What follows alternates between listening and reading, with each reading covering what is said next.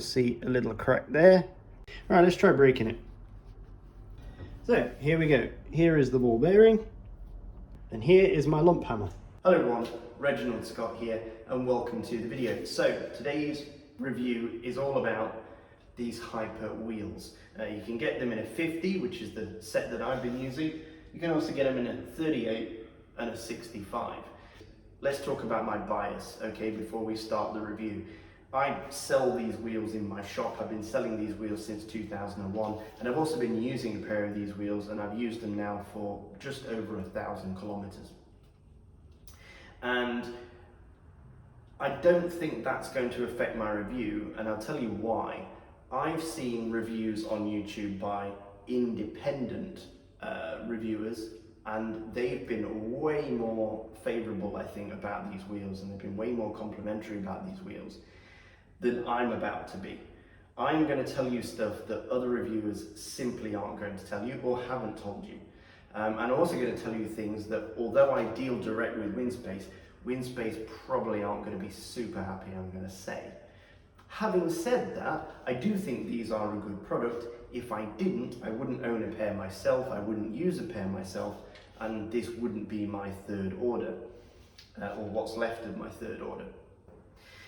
I'm going to be brutally honest, by the way, about these wheels, and I think everyone will benefit from that in the long run. You will benefit because then you'll know better whether you want to actually buy these wheels or not, and Winspace will benefit because, well, they can make those small changes and improvements that I'm about to suggest. That's the hub sound. It's pretty good. Not too loud, not too quiet. Nice. Right, let's go. So here are some of the items that you'll get with your Winspace Hyper Wheels when they arrive in the box. You will receive a set of tubeless ready valves. Same goes for these. These are little valve extenders in case you're using inner tubes.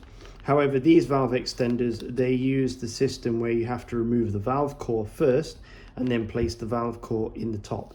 You also get a set of fairly generic brake pads for the rim brake wheels. These are very, very soft, so they don't seem to wear the rims much at all.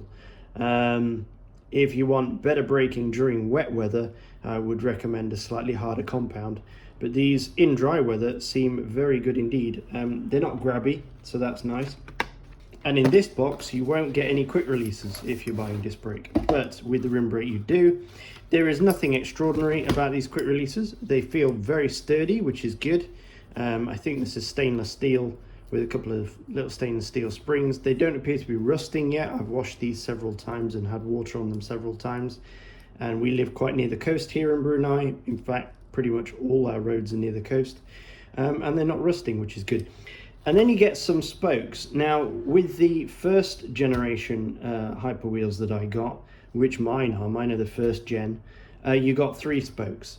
With the second generation, you got 4 spokes. So if you got 3 in your box, you probably got first generation wheels. If you got 4 in your box, you probably got second generation wheels. And I believe there's a third generation coming out very shortly. These are the spokes, and this is one of the things that makes Hyper Wheels so incredibly light. These are carbon fiber, and on the end you have little aluminium caps basically on them. And I'm told, or from what I can gather, that these have got kind of a triangular shape on the inside, or a conical shape, and basically it can't pull off because it's wider at the top than it is at the base, and therefore that aluminium head can't be pulled off. On this side, you've got the little threaded end. This goes into your wheel. You can see the carbon fiber poking through on that side as well. And that is what protrudes out the top of your wheel. It looks like a standard nipple, but it's not. The tightening part is actually inside the rim, and it's this head here. You have a specific tool that you need to put on the end of here to tighten this one, and that is how you true the wheels. Now, these spokes are supposed to be very strong, and they are. They're carbon fiber, and carbon fiber is extremely strong under tensile strength. It has extremely high tensile strength. So if you're pulling on this thing from end to end like this, it's super strong. It's way stronger than steel. However, Under bending forces, like this way, it's pretty brittle. And I can show you how brittle. So this one here is one we broke earlier. And this actually belonged to a customer of mine. They were involved in a minor crash.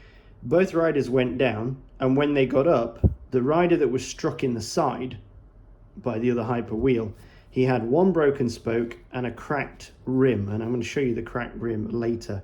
That's the rim that we're going to be cutting up and having a look at. But if you look here, as you can see, this spoke has shattered on the end. You can see cracks that are actually traveling up the length of the spoke, following the strands of the spoke, because I believe this spoke is made in thin strands. And the end is like really fibrous now. It's got lots of individually thin little flecks of carbon fiber to it. Looks like a tiny little paintbrush now, basically. And here is the aluminium end, and it's sheared off right at the top of the aluminium end. So that was the point at which it broke, because as the wheel came in and hit the side of this spoke, something had to give, and being that it was being held very firmly in the rim at this position, well, that was naturally going to be the place where it was going to break off. So in my opinion, these are actually quite fragile. I don't believe that crash would have caused a metal spoke, especially not a steel spoke, to break like that.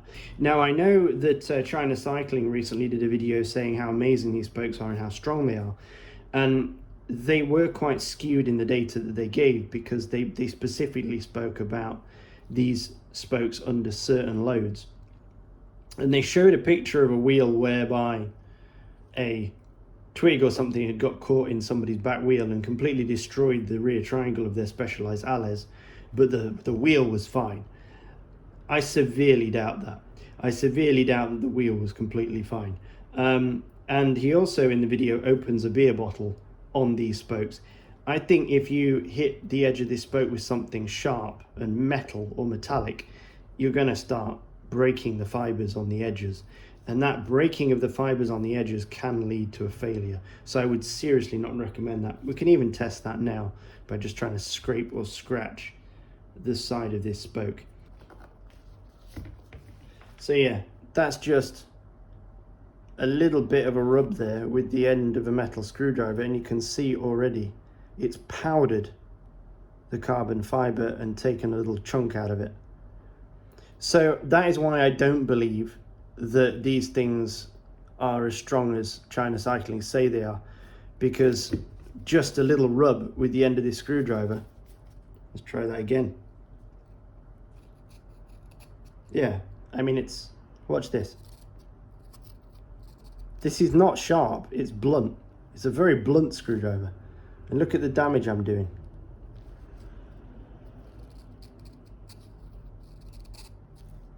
Okay? So that's losing layers of carbon very easily. So I would like to see the spoke that he opened that beer bottle on, because I can almost guarantee there'll be damage to it. Right, let me get some heavy duty gloves, because I don't want shards of carbon fiber sticking in my hands. And let's try and break this thing. All right, let's try breaking it. Well, that was less difficult than breaking a chopstick, actually. You know, like those cheap chopsticks that you get in sushi restaurants. This one I literally got from a sushi restaurant last time I ordered takeout. So this is your standard bamboo chopstick. Let's see how easy this one is to break. There we go. So, a little bit easier than the Winspace spoke, but pretty similar. Like literally just like that. Very easy to break. Here's an old steel spoke that I've got lying around. I actually use this when I'm building wheels to kind of like hook other spokes. Let me try and break this. Just bends, okay? So it's pretty hard to break. Yep. Now it's bent, it's just gonna slide around in all different directions when I try and bend it back. But you basically It's very difficult to snap one of these, but it's extremely easy to bend them. I've seen these things in real life break from a very low impact crash. So there you go, just be warned. Side impact, not good for these spokes at all. Tensile strength, excellent, stronger than steel. Durability, not very durable at all. And I think that's maybe why you get a few in the box. Whereas when you buy other high-end wheels out there, like your DT Swiss or your Fulcrum or whatever, you don't get spare spokes. But Winspace do provide them. So I think they are expecting people to break some. So I already know that the spokes are made of carbon fiber and that the strands of these carbon fiber spokes travel in one direction. They're unidirectional and they're all going up and down like this. The rim of the wheel is basically a construction known as a filament winding. Actually, interesting enough, Elon Musk, when he was designing SpaceX, he was actually trying to use carbon fiber fuel tanks, and they invented a robot to do the filament winding for those fuel tanks. But those fuel tanks did fail, and they ended up using stainless steel, because stainless steel, for the strength and weight, was more reliable than the carbon fiber fuel tanks that they built. Every time they pressure tested the carbon fiber fuel tank, it imploded. So there you go. Interesting how the future technology was beaten by steel. Anyway, so you get this beautiful pattern, and you can actually see the individual areas or individual strands. So they'll wrap it in this direction, and then they'll move across, and they'll wrap it in that direction, and then they'll wrap it in this direction, and then they'll wrap it in that direction, and on and on and on until they get all the way around the wheel. The logos are printed on. There's some kind of paint. So let's pull off this here. Now, this is something I really love about the wheels: toolless entry to the hub. Inside here, you've got your aluminium axle, and around the aluminium axle, pressed into the hub body is, or the hub, sorry, should I say, is the bearings. Now, these bearings are ceramic bearings or hybrid ceramic bearings. The end caps have got two little seals on them to try and prevent water or dirt from getting in there. Let's take something and pull out the seal on that bearing, and we'll get a closer look at it. Okay, so here is the bearing seal. It's looking a little bit mucky. This has done 1,000 kilometers, or just over, I think now, 1,000 kilometers, and the grease has gone grey. Now these ones, as I say, are hybrid ceramic, and I have an example of a hybrid ceramic bearing to show you now. The hybrid ceramic bearings in these wheels are of silicon nitride, because the balls are black. Now the ones with the Hyper Wheels, I believe they're using a steel cage as well, so they have steel racers and steel cage, but they still use the silicon nitride balls. Now these balls are extremely hard. They're way harder than steel, and therefore they do not deform under load in the same way that steel balls do. And therefore the idea is that because they don't deform, they will roll faster, in theory. The issue is with hybrid ceramic bearings that because they don't deform and they're running on steel racers, they end up wearing the racers very quickly. So here is a brand new Hyper 50mm rim, still got the packaging on it, and this is what it sounds like when you spin the wheel.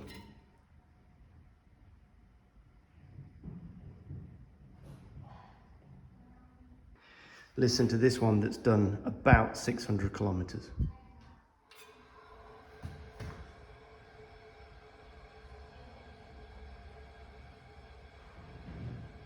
I think you can hear the difference. This one is a lot noisier, and I believe that is due to the bearings deteriorating. So, as most engineers will tell you, most people worth their salt anyway, hybrid ceramic bearings do not last very long. In fact, after only 300 kilometers, they start to deteriorate. And as I say, this has done 600 kilometers now, and already they're starting to fade. They're not as good as they once were, and you can notice as well the wheel is slowing down quite quickly. So to give you an idea of how strong or how hard these balls are, I'm going to hit one with a lump hammer. So here we go. Here is the ball bearing. You ready for this? Could get loud.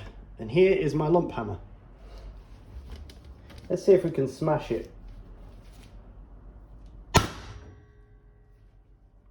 There is our ceramic bearing, which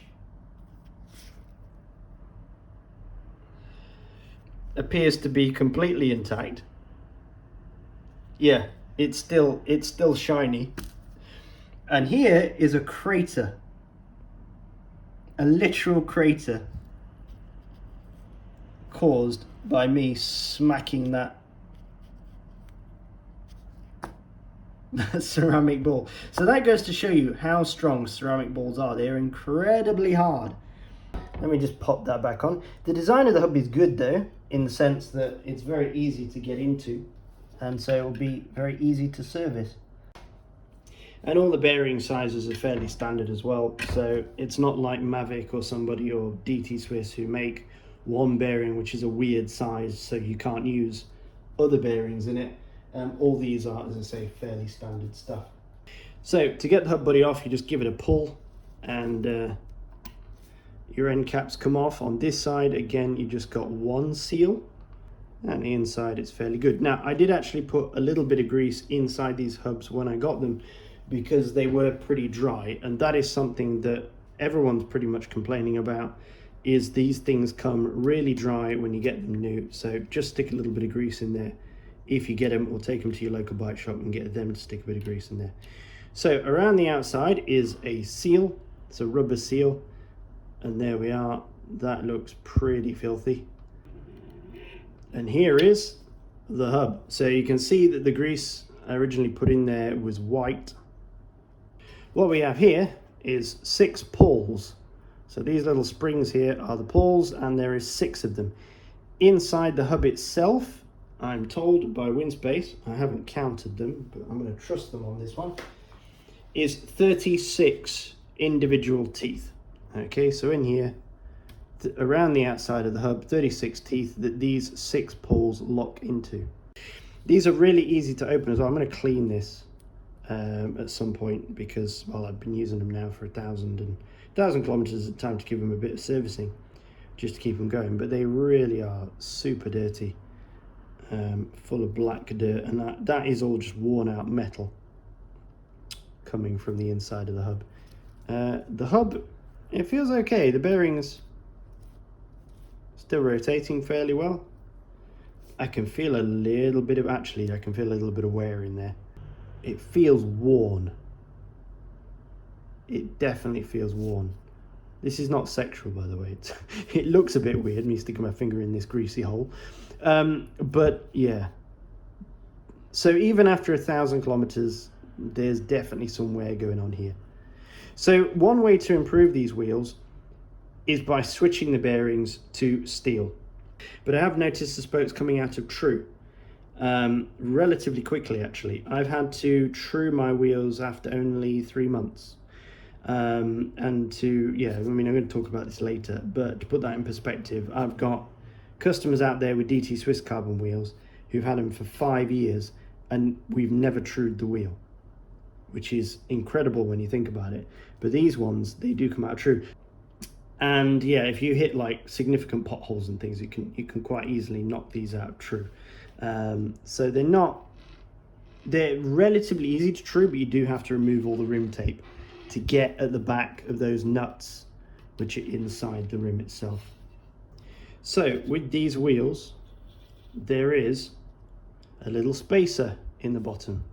A very tiny, very slender ring just sits in the base of the hub. You need that there. If you don't have that, it's going to start scratching at the base of the hub, and you're going to destroy your hub. So if you are doing your own servicing or anything, make sure you don't lose that little ring. If you look here, you can see where there's wear on the aluminium axle already. And again, I did grease this, but that's 1,000 kilometers and we're seeing some very minor wear to the axle. The machining on this is very good though. It's really, you know, the tolerance is really good. There's no wobble or movement in the hubs or bearings at all that I can feel. And as you can see, the machining on the axle itself is very nice. It's got a little chamfer on the end to enable you to slide the hub body on. So I've given the hub body a bit of a clean, and I've been going through the parts of the hub just to check for any wear or damage. The little springs, pretty much nothing going on there. They seem absolutely fine. There we go, look. You can see the surface layer, sort of the rough machined finish of the pawl is starting to smooth out. Just here, where my nail is. You see that? So that's 1,000 kilometers worth of wear. So I'm just starting to smooth off the edge of the pawl. What is a little bit concerning is this ring here. Can you see the wear in the center of that ring? It looks pretty rough, and that's both sides of that ring. I don't know what's causing that wear so quickly. I'm going to put some extra grease on top of this and below this when I reinstall it, try and prevent that. And hopefully that will solve the problem. And if you look down in here, you can actually see the small divots of the drill bits when they drilled these holes in the drill press or whatever machine, possibly some kind of CNC machine, drilled these out. You can actually see the ends of the drills where the drills stopped, and they've left these small little holes. I don't think there's any real issue there, just interesting. The only other thing that I notice here is that in the centers here, between the spring and the pawl, you can see this dark area. Here is some more there. There's like a little bit of a patina, a little bit of corrosion that's occurring on the raw aluminium finish. You can see the cassette bite a little bit along these edges. Not very bad. It's worse on my DT Swiss wheels, to be honest with you. I think this is harder aluminium than the DT Swiss. It's a lot weightier, but pretty good. No major issues there either. So here is the rim that was damaged in that low speed crash. If I press against the rim here, it's solid. Like there's no movement in it really on this edge. If I press in the center of that rim, let's try and get that in the light where you can see it moving. Can you see that? The shadow changing? It's quite soft and flexible. Then if I press on the brake track, nothing. Inside edge, nothing. Center, little bit flexy. Now, take a look at this part. Really, really flexible now. This whole area is super, super soft and flexy. And if you look very carefully there, you can actually just about see the crack. So if you look just here, you'll see a little crack there. And if you look here, you'll see another crack here. And this spoke hole was the one that broke, that snapped off, okay? So basically, we think the tire, you can see some sort of scuff marks here, the white kind of scuff marks just there. We think the tire of the guy's wheel that rode into this one hit somewhere about here and pressed against the side of this rim with the tire like that, and that caused this part to split. Just that impact from the rubber tire was enough to split this piece of carbon. Okay, I'm going to cut this thing up outside so I avoid any of that nasty carbon fiber dust.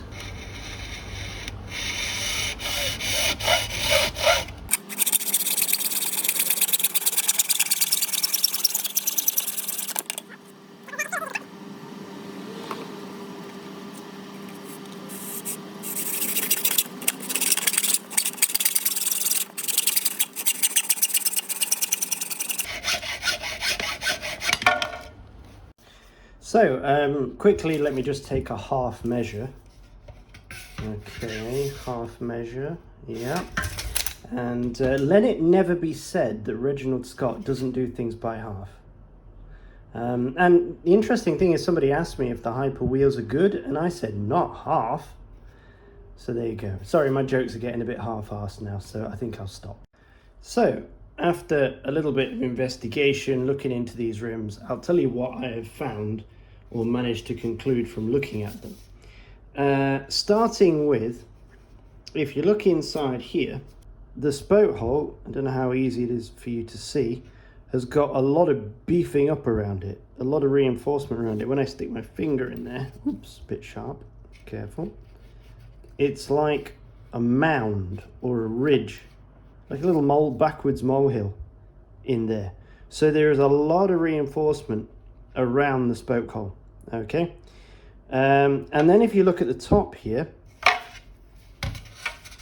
how easy it is for you to see. It's a lot easier for me to see in real life. There we go. There's an old saying that the man with the torch doesn't know where to point it. So if you look at the top here, there's actually a little edge here, just look, and a little edge there. Can you see? And the material is different. It's sort of matte black on the sides with little creases on the side walls, and then as it gets to the top, it gets to that checkered, oh there we go, that's better. You get to that checkered pattern. Can you see? So checkered pattern at the bottom, lots of checkering there, and checkered pattern at the top, and nothing down the sides. Okay, another thing I noticed is one side is very clean, extremely clean, and the other side is full of wrinkles. Interestingly enough, it was the wrinkly side that broke, but that's because the wrinkly side got hit. Doesn't mean that the wrinkly side is weaker, it's just interesting. There's more wrinkles and creases in the carbon fiber on that side than there are on that side, and that's reflected all the way around this rim. Again, look, see, that side is clean, non-impacted side is clean, although there appears to be some kind of crack or split there, could be from where I was sawing. And the other side, the side that broke, there's the red mark, is a bit messier, got a few more creases. If I press here, you can see how thin and easy to press now I've cut through the structure this is. Here, totally rigid, not moving at all. At the top, even though I've cut through it, still totally rigid. Sides, very, very flexible and thin. Now, if we go back to looking at the area that broke, what's interesting is that break occurred just below this area of reinforcement. Actually, you can hear it cracking, listen. So after looking at the structure of the rim, just wanted to point out a few interesting features of the rim. So here's my rim section here. I am no artist, so apologies. And I'm also similar to Hambini in being quite dyslexic, so my writing is atrocious, so do apologize for that. All these sizes here are in millimeters, and this is 1.2 millimeters. The edges here underneath the hooks, or just before the hooks, is nearly 3 millimeters thick, and then the outside braking surface is 1.92 millimeters thick, so nearly 2 millimeters thick. Down here at the bottom, where the spoke protrudes out of the bottom of the rim, where the spoke holes are, where they're reinforced, that is 0.75, so almost a millimeter thick. And then the spoke holes themselves, that area that I showed you that's kind of that mound, which is beefed up a little bit, is as thick or as deep as 3.12 millimeters. So really, really beefy spoke holes, very heavily reinforced. And then the reinforcement material on this rim is here. Okay, so we've got reinforcement material here of some other kind of carbon fiber layer, and there's also carbon fiber reinforcement along this side.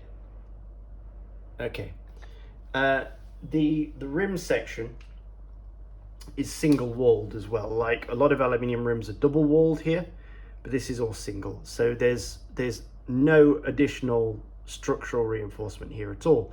And what's interesting is when I investigated that damage to the rim, where the damage appeared or where the break happened after that crash is here. Literally just below or just above, however which way you want to say that the rim is positioned, that reinforcement.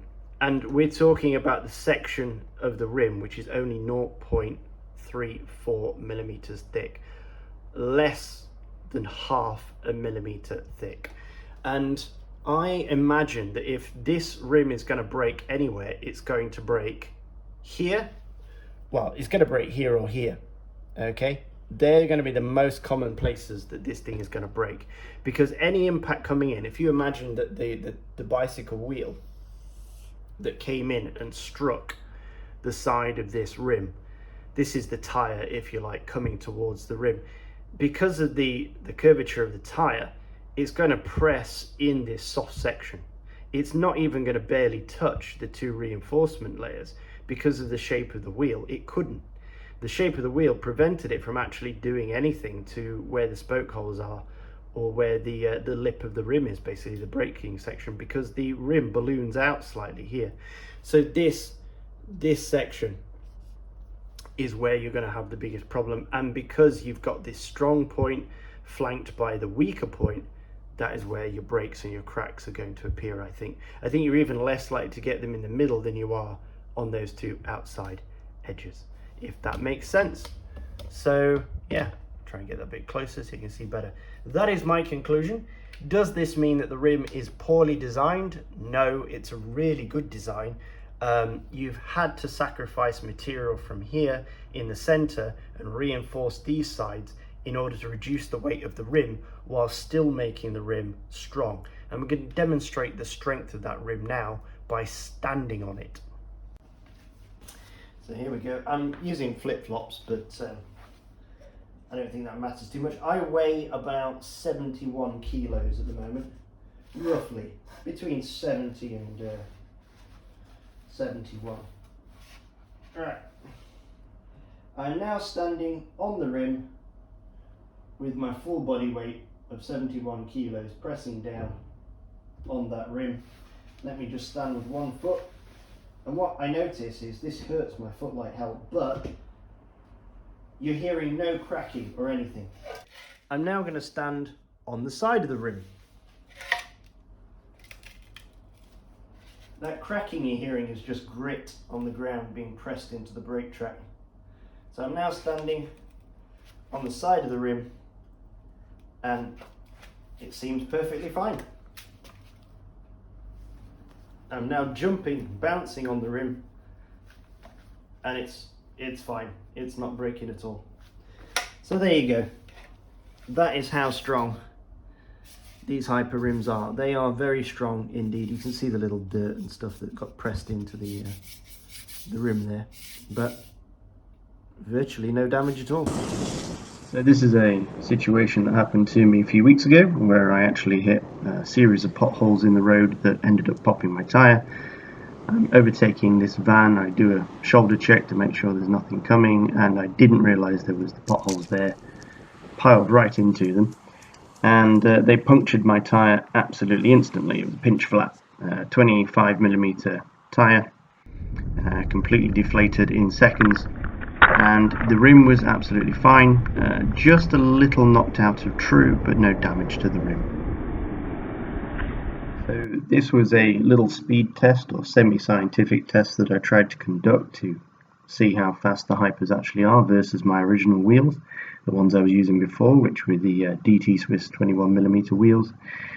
And basically I just wanted to see what kind of difference these wheels would make to an average everyday rider like myself. Now, usually aero testing is done at very high speeds, like 40, 50 kilometers an hour, or even faster than that, when they get their wind tunnel results. And for me, obviously, I don't travel at those kind of speeds very often. Usually I'm around sort of the low 30s, 30 kilometers an hour plus. And I wanted to see on my hour's morning ride, which is 36 kilometers, if I've only got an hour to spend, what kind of difference it would make. And surprisingly, the Hypers did win. Not that surprisingly, of course. The price of these wheels is actually very similar, only about a couple of $100 between them. The weights are also very similar, only about 10 grams between them. But the Hypers were, in the end, 36 seconds faster than the DT Swiss. You can see the results on the screen here for all the different rides that I did.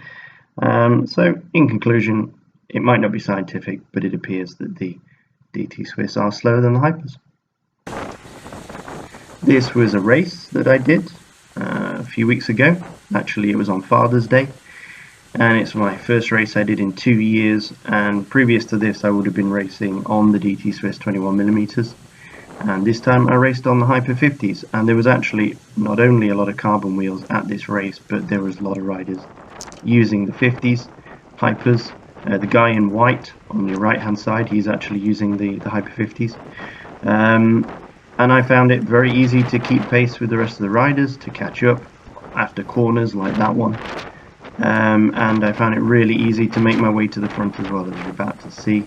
So the guy in white, I know him quite well. He's a stronger rider than me, but I'm able to easily keep pace with him and catch up with him. And I really wasn't using that much effort. In fact, I found that, I was very easily able to gain speed and maintain speed. And part of that, I think, is the wheels. I definitely did benefit from the additional aerodynamics of that 50mm rim. So today I was using the Hyper Wheels during a race, 114 kilometers, mostly flat. And I suppose the 65s would have been a better investment for this kind of course. But I went for the 50s because I didn't know what kind of racing I would be doing in the future. I only wanted to buy one pair of wheels initially, and so 50 seemed like the best option, best of both worlds kind of thing. Not too heavy, not too deep, but also not too narrow. Having said that, if I could afford to buy the other two pairs of wheels and have the 65s and the 38s, I probably would. Yep, very light. They really do help reduce the weight of the bike. I've got 23mm tires on here, and they fit pretty well, as you can see. There isn't much overlap with regards to the rim section. The transition from the tire to the rim is pretty good. The actual width of these tires, comes out 25mm. They're 23mm Continentals, but on these wheels they come to about 25, so they're a pretty perfect match, really. And I found I was flying. I was really flying on the flats today. It wasn't that windy today, and I stayed in the main group for most of the race. I finished with the main peloton, so I didn't really notice any issues with wind buffeting or anything like that. And when I'm out on the road solo, I also don't notice that much issue with the wind blowing me around.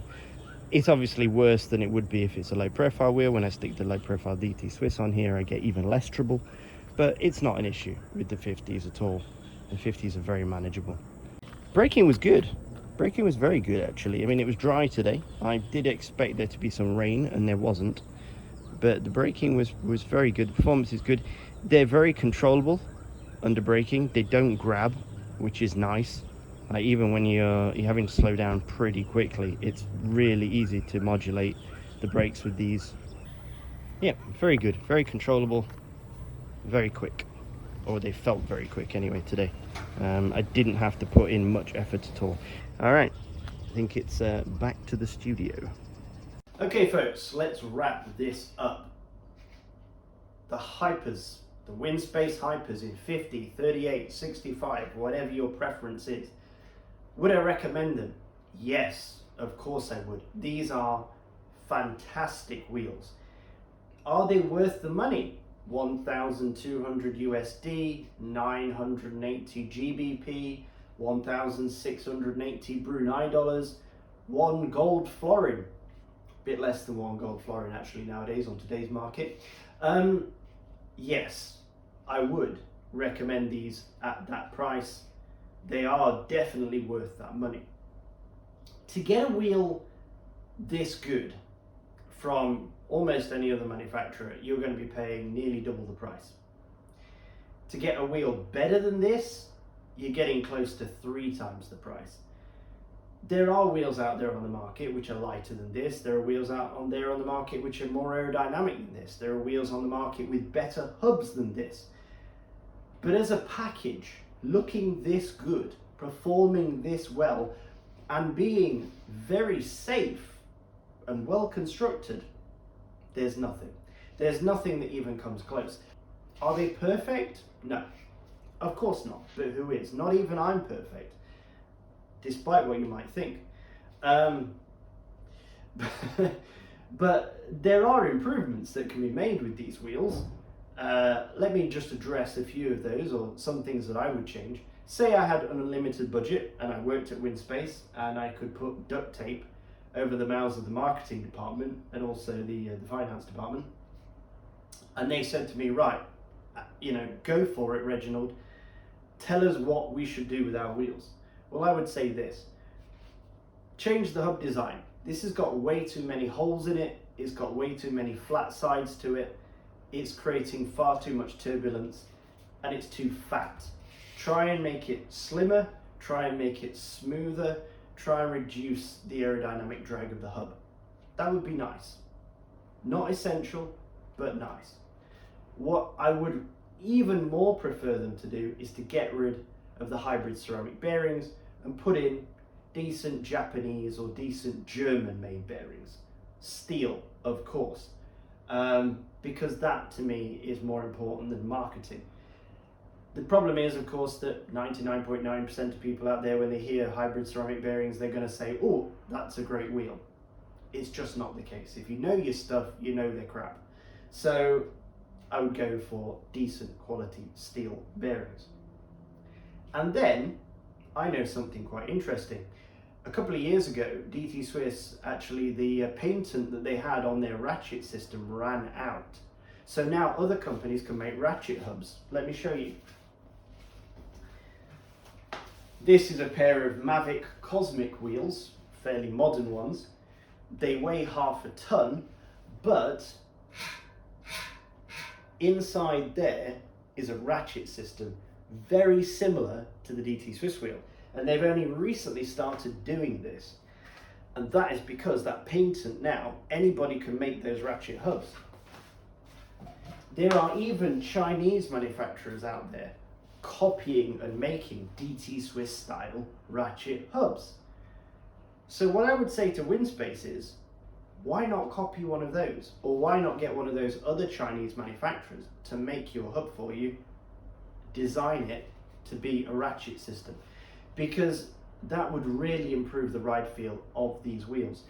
They do feel like cheaper wheels when you ride on them because of that hub design.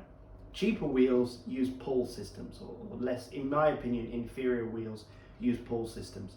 The ratchet system for me just feels nicer. Unless we're talking about like Industry 9 hubs, which the mountain bikers tend to use. They are ratchet system and they feel really nice. Pull system, but they feel really nice. Generally speaking, I would say I prefer a ratchet system. They sound better, they feel better, they're a better design, in my opinion. They're a safer design, actually, as well. So those are the improvements I would make. Slightly more aero, better hub design, and better external aerodynamics of the hub. Apart from that, these wheels cannot be improved, basically. They're almost perfect. I would give them 8 out of 10, 8.5. 8.5 out of 10. Nothing really is 10 out of 10, but 8.5 I think is a good mark for these wheels. Make those few additions and we're talking 9.5. Talking 9.5 out of 10 with those few additions at the same price. Even at a higher price, I'd be prepared in Brunei dollars. Like I say, these are 1,680 Brunei dollars. I'd be prepared to pay maybe even $2,000 if you made those improvements. But there you go. That's just my opinion. I think part of what makes these wheels so appealing is the price. And so you do have to make some sacrifices, some compromises. And Winspace have done a wonderful job. They really have. So yes, 100% recommend them. Yes, they're safe. Yes, they're beautifully made. And yes, they are pretty quick. So there you go. Thanks for watching my review. I hope it was useful. I hope it was interesting. I hope you enjoyed it. Please do leave a comment. Do subscribe if you're not already subscribed, and do hit the notification bell and leave a like as well. I do read all the comments actually. I've got the little app on my phone, and I get really excited when somebody writes a comment, and I really enjoy replying. And I've learned a lot of things recently through people's comments from my videos. So I really appreciate that. When you know something that I don't, when you see something that I've missed, or when you can tell me a piece of information that may not be known by the general public, I really appreciate it. And I think we all benefit from that. So yeah, go ahead, comment away. I will reply. You know, I do enjoy reading them. So thank you for watching. And as always, folks, stay safe.